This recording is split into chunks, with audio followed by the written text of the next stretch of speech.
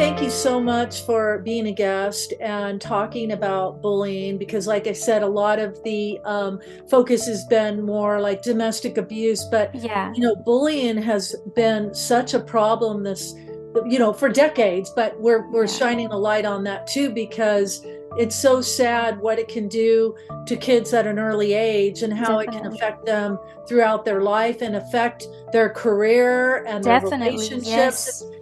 I think it's also the abandonment issues comes not only from the bullying, but also from the fact that I have been abandoned a lot.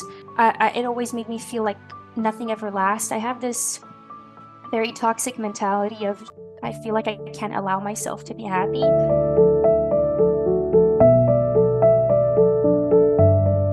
We work on building up our own mental and emotional strength and resilience.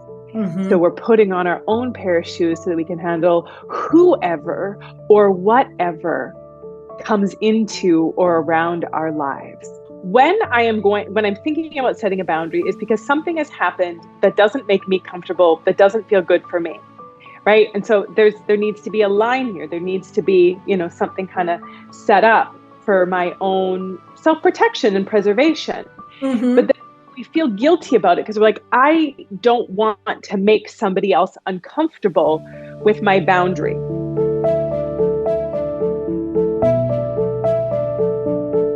What is that about? Explore that. Take a step back. Don't be so in the connection. Just take a step back and have a think about it. What is it actually showing you? Remember, it's not what the person tells you, it's more about what the person is showing you. So it's about behavior. Read their behavior, not what they're saying to you, because anyone can say anything.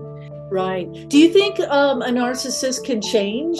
Should we just drop them or try to work with them, or there's no hope? Okay. In my opinion, this is just my opinion, because I know that there's varying opinions on this, but in my opinion, no, I don't think a narcissist can change. You follow my story through, by the time I'm 16 and I'm living on the streets, I put myself in even worse situations. I was raped by a 40-year-old man at 16 years old. I was also raped by a man that was about in his 20s. Where were you homeless at? Was it in where you're living now or a different part? In Covina, West Covina, Baldwin Park, and Pomona.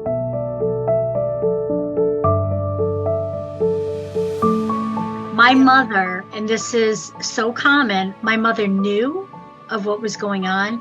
Kathy, go with him to get his liquor, go with him to his cleaning job, go here, go here. And she knew what was happening. When the liquor store is 5 minutes away and you're gone for an hour, what do you think is going on? But I think it's important to know that it took me 2 years to leave after I kind of knew what was happening and was trying to assess my safety. He was very adamant that he would kill me if I left. Survivors really have to determine their safety. If you could give us some of those signs or traits, I think that'd be very helpful. Yes, I got together a little list because it is important, and these are, a lot of them could, you have to see if there's multiple, it's more likely if there's just one, and we can kind of go through that. But one that like a red flag is superiority and entitlement. People that have that superiority complex. So I'm better at this, and I would be better for you at this, and only I this, right? They make them really on this pedestal. And this is so important all around in narcissism. They need control, and everything they do is either trying to take control from their victim or checking to see if they still have it. And if not, they're going to try to get it back, right? So it's a check-in, but they're control freaks.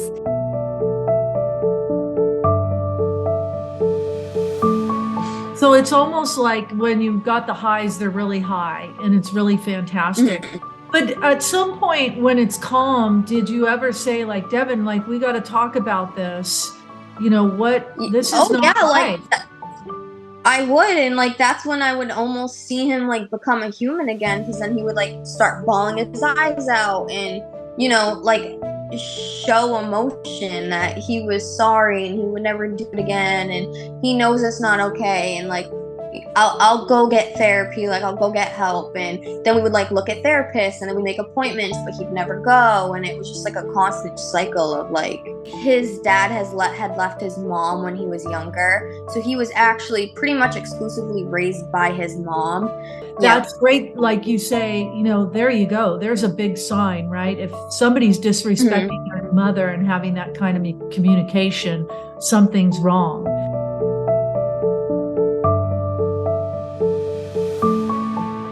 I also have a tendency of over-explaining and getting into very fine details about something because I'm scared that if I don't, that they're going to twist my words and use them against me. And this is also something that stems from that.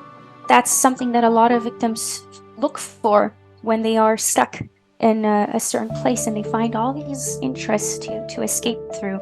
But then there's just the boundaries of maybe giving too much or accepting crap. I think especially for those of us who are socialized as women, we haven't been socialized to believe that what we want and our comfort. But they want that relationship. They want somebody in their life, whether it be for stability or whether it be just for money reasons, but they want that person in their life. So they will put that child in harm's way.